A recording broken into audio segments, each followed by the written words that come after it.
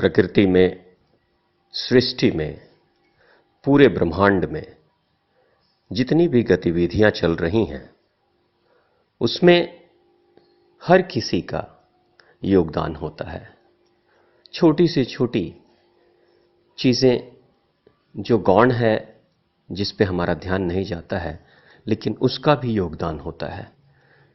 वनस्पतियों का, कीड़े मकोड़ों का, वायु का, जल का, पृथ्वी का, आकाश का, सूरज के, चांद का, सितारों का, सब किसी का योगदान होता है और हर किसी पे उनका योगदान होता है।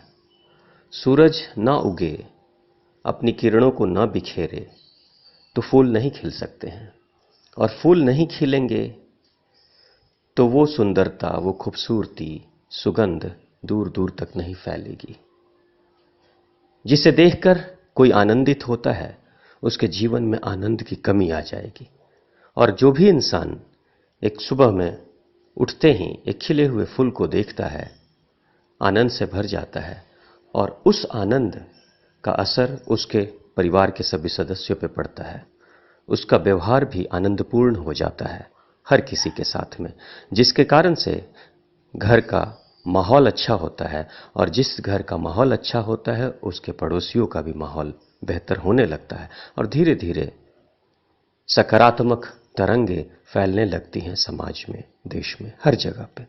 हर किसी के योगदान की जरूरत है, लेकिन वो इंसान जो अपने हिस्से का योगदान या अपने हिस्से का कर्म अगर वो नहीं करता है तो सृष्टि की गति में कहीं ना कहीं बाधा उत्पन्न करता है। जैसे भागती हुई लंबी ट्रेन जिसमें कई सारी बोगियां जुड़ी हुई हैं। ट्रेन अबाध गति से दौड़ रही है पटरी पे, लेकिन उसके बीच में या अंत में कहीं पे भी एक बोगी का एक चक्का भी अगर निकल जाता है तो पूरी की पूरी ट्रेन की गति रुक जाती है, दुर्घटनाग्रस्त भी हो सकती है, और उसके कारण से, उस छोटे से चक्के के कारण से गति में अवरोध आ सकता है। बैलगाड़ी में चक्के लगे हैं, सारे यंत्र ठीक हैं, लेकिन अगर एक भी चक्का अगर ठीक से काम न करे तो पूरी की पूरी गाड़ी रुक जाती है, चल नहीं पाती है।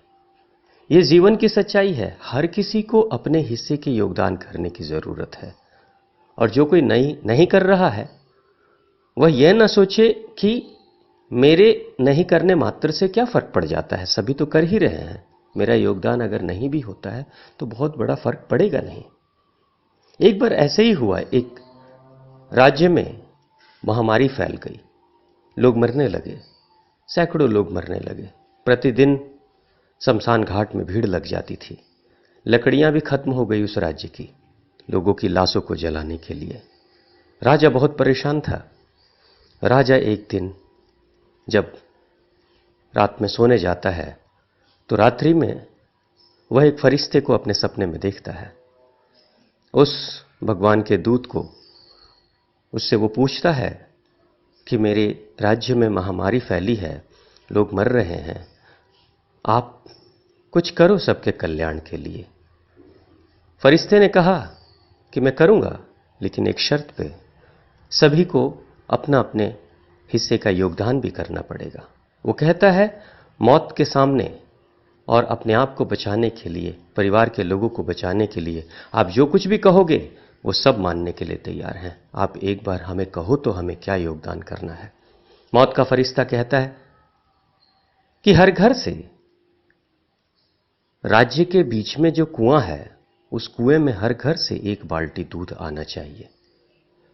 अमावस्या की रात है कल, उस रात में आधी रात को एक बाल्टी दूध हर किसी घर से चला आए, उस कुएं में डाल दिया जाए, और दूसरे दिन अमावस्या की रात को आप दूध डालोगे और उसके दूसरे दिन से महामारी खत्म हो जाएगी। राजा कहता है ये तो बहुत साधारण सी बात है, दूध की कमी किसी के पास नहीं है और हर किसी के घर से कोई ना कोई मर रहा है, तो इतना करना कोई बड़ी बात नहीं है, सभी कर लेंगे। राजा अपने पूरे राज्य में ढिंढोरा पिटवा देता है, सूचना करवा देता है। घर घर जाकर उसके सैनिकों ने सबको सूचना किया कि कल आधी रात को, अमावस्या की रात को 1 बाल्टी दूध हर परिवार से जाना चाहिए, उस कुएं में डलना चाहिए। सभी मान लेते हैं। अमावस्या की रात के बाद जो दूसरा दिन सुबह होता है, राजा बहुत प्रसन्न होता है, सोचता है कि बस अब तो महामारी रुक गई होगी, अब कोई नहीं मरेगा। राजा अपने झरोखे से बाहर की तरफ देखता है अपने राज्य को, तो लोग वैसे ही रो रहे हैं, माएँ सीना पीट रही हैं, लाशें शमशान घाट में भी जा रही हैं, लोगों को जलाया जा रहा है, दफनाया जा रहा है, चील कौवे सड़ी हुई लाशों को खा रहे हैं। वैसे ही तांता लगा हुआ है।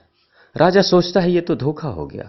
फरिश्ते ने कहा था कि दूध हर किसी घर से जाएगा कुएं में, तो फिर ये महामारी खत्म हो जाएगी। लेकिन ये धोखा हो गया, क्योंकि फरिश्ते के वादे के अनुसार ये कार्य नहीं हुआ, लोग अभी भी मर रहे हैं। राजा जाता है उस कुएं के पास जाकर देखता है तो राजा खुद सदमे में आ जाता है, क्योंकि पूरा का पूरा कुआं पानी से भरा हुआ था। आखिर क्या बात थी? किसी के पास दूध की कमी नहीं थी, फिर भी पानी से कुआं क्यों भरा है?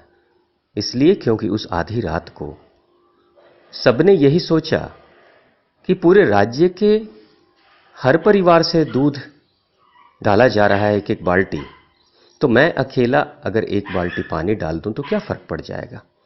तो सबने यही सोचा कि सभी दूध डाल रहे हैं, मैं पानी डाल दूंगा, क्या फर्क पड़ेगा। और हर कोई यही सोचा, और हालत ये हुई कि सबने सोचा कि मैं ही सिर्फ डाल रहा हूं, लेकिन सच्चाई तो ये थी कि पूरे राज्य के लोगों ने दूध के बजाय पानी ही डाल दिया था। ये तो है योगदान। और जब इंसान अपना योगदान करता नहीं है, अपने कर्तव्य को करता नहीं है, अपने धर्म को निभाता नहीं है, और तब वो उम्मीद करता है कि ये सृष्टि, ये ब्रह्मांड, ये प्रकृति भी मेरे कल्याण की बात सोचे, तो ये कभी भी हो नहीं सकता है। ये देने और लेने की प्रक्रिया है। आप कर्तव्य रूपी योगदान को करोगे, निभाओगे, तो फल भी वैसे ही आपको मिलेगा। आप प्रेम दोगे, प्रेम आपको मिलेगा। आप नफरत दोगे, नफरत आपको मिलेगा। तो ये सारी प्रक्रिया में, सृष्टि के इस अबाध गति से चलने में हम सभी का योगदान है। अपने अपने हिस्से का योगदान सभी को करना है। और प्रकृति में, इस ब्रह्मांड में जितने ग्रह नक्षत्र हैं, वो निरंतर उस योगदान को करते रहते हैं। हम ही जो इंसान हैं, वही कहीं ना कहीं अपने योगदान को और करने में उसे कंजूसी करते हैं। तो इसके बारे में सोचें, ध्यान दें। कहीं ऐसा तो नहीं कि हम ही हैं जो प्रकृति की गति को रोकने में एक यंत्र की तरह और एक इकाई की तरह हम बने हुए हैं। धन्यवाद। आपका दिन शुभ हो।